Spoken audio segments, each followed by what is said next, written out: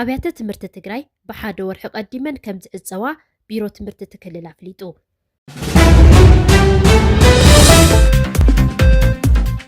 ሓላፊ ርክብ ህዝቢ ውድብ ኢሃፓ ኣቶ ይስሐቅ ወልዳይ ዓርሱ ካብ ተመራፅነት ኣግሊሉ ቦርድ መረፃ ኢትዮጵያ ብወገኑ ሕጋዊ መሰረት ዘይብሉ እዩ ብምባል ነቲ ሕቶ ኣይተቐበሎን።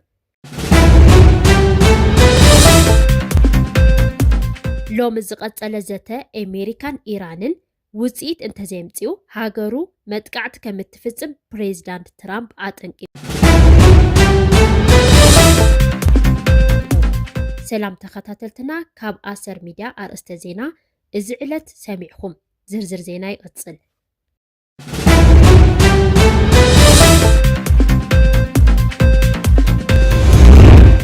ኣብያተ ትምህርቲ ትግራይ ሓደ ወርሒ ቀዲመን ከም ዝዕፀዋ ቢሮ ትምህርቲ እቲ ክልል ገሊፁ። ሓላፊ ቢሮ ትምህርቲ ክልል ትግራይ ዶክተር ኪሮስ ጉዑሽ ከም ዘፍለጦ ብምኽንያት ሕፅረት ነዳድን በጀትን ኣብ ትግራይ ዘለዋ ኣብያተ ትምህርቲ ካብቲ ዝተተለመለን ግዜ ሓደ ወርሒ ቀዲመን ክዕፀዋ እየን ኢሉ።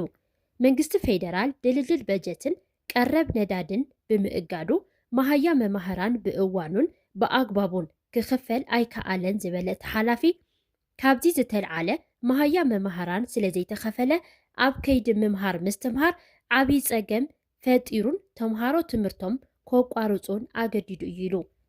መሰረተ ልምዓት ትምህርቲ በቲ ኩናት ብምዕናዎም መብዛሕትኦም ተምሃሮ ኣብ ግብያዊ ምዕቆቡ ኮይኖም ከም ዝመሃሩ ዝሓበረ ዶክተር ኪሮስ እቶም ግዝያዊ ክፍልታት ዝናብ ዝከላኸሉ ብዘይምዃኖም ክረምቲ ቅድሚ ምእታው ትምህርቲ ክዕፆ ዘገድድ ካልእ ምኽንያት እዩ ኢሉ።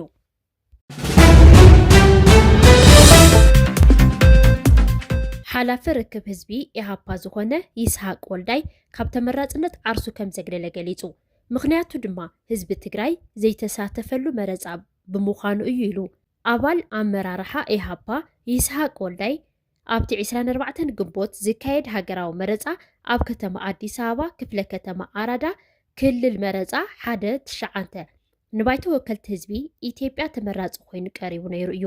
ኣብዛ ሃገር ደም ዘቃብእ ኩናት ኣብ ዝካየደሉ እዋን መረፃ ምክያድ ዝለዓለ ሞራላዊ ምውራድ እዩ ዝበለ እቲ ተመራፂ ኣብ ኣምሓራ ትግራይን ቤንሻንጉል ጉሙዝን ጋምቤላን ዜጋታት ብመንነቶም ብፖለቲካዊ ኣረኣእዮም እናተቐተሉን እናተኣሰሩን ምረፁኒ ማለት ብሕማም ህዝቢ ምብጫው እዩ ክብል ገሊፁ። ኣብዛ ሃገር ወሳኒ ኣካል ካብ ዝኾኑ ሓደ ህዝቢ ትግራይ ዘይተሳተፈሉ መረፃ ምክያድ ንኢትዮጵያ ሙሉእ ስለ ዘይገብራ ከምኡ ድማ ካብ መዕቆቢ ካምፕ ዘይወፀ ተፈናቐለ ህዝቢ ካብ ስግኣት ነፃ ከይኮነ ዝግበር መረፃ ኣካል ጥፍኣት ንዘይ ምዃን ንዓሰይ ኣግሊለ ኣለኹ ኢሉ። ኣብ ኦሮምያ ዘሎ ካብ 2011 ዓመተ ምህረት ዝጀመረ ፀገም ፀጥታ ዘላቆ ፖለቲካዊ ፍታሕ ከይተገብረሉ ምርጫ ምክያድ ነቲ ቀውሲ ምቕፃል እዩ ዝበለ ይስሐቅ ፀገማት ፀጥታ ከይተፈትሑ ኣብ መረፃ ምስታፍ ካብ ዓጃቢነት ዝሓለፈ ረብሓ የብሉን ኢሉ። ነቲ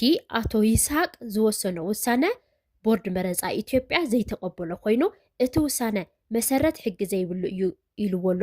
እቲ ቦርድ ኣብ ዝፀሓፎ ዕላዊ ደብዳበ ኣቶ ይስሐቅ ካብ ተመራፅነት ዓርሱ ንምግላል ዘቕረቦ ሕቶ ውድቂ ገይርዎሎ። እቲ ቦርድ ኣብ ዝሃቦ መብርሂ ካብ ህፁይነት መረፃ ዓርስኻ ምግላል ኮነ ምሕዳግ ክሳብ 23 ሚያዝያ 2018 ዓ.ም ጥራይ ይከኣል ከም ዝነበረ ኣብሪሁ። ኣቶ ይስሐቅ ነቲ ሕቶ ዘቕረቦ 10 ግንቦት ስለ ዝኾነ ሕጋዊ መሰረት እዩ የብሉን ክብል ኣይተቐበሎን። ፕሬዚዳንት ኣሜሪካ ምስ ኢራን ይካየድ ዘሎ ዘተ እንተዘይተዓዊቱ ሃገሩ መጥቃዕቲ ከም እትፍፅም ተሓንዩ። ኣብ መንጎ ኣሜሪካን ኢራንን ይካየድ ዘሎ ዘተ ኣብ ናይ መወዳእታ ምዕራፍ ከም ዝበፅሐ ፕሬዚዳንት ኣሜሪካ ዶናልድ ትራምፕ ዝገለጸ ኮይኑ ዘይተዓወተ እንተተሪፉ መጥቃዕቲ ክፍፅም እየ ክብል ተሓንዩ። ዶናልድ ትራምፕ ኦፕሬሽን ፍዩሪ ክብል ዝሰመዮ ብዶ ምባል ተኽሲ ካብ ዝዕገት 6 ሰሙናት ዋላ እኳ እንተሓለፉ እቲ ተኽሲ ደው ኣቢሎም ዘካይድዎ ዘለዉ ዘተ ብዙሕ ኣዕጋቢ ከም ዘይኮነ እዩ ዝግለጽ። እቲ ሎሚ እውን ዝቐፀለ ዘተ ውፅኢት እንተዘይብሉ ኮይኑ ኣሜሪካ ኣብ ልዕሊ ኢራን ዝጀመረቶ ወፍሪ ከም እትቐፅለሉ እቲ ፕሬዚዳንት ኣጠንቂቁ።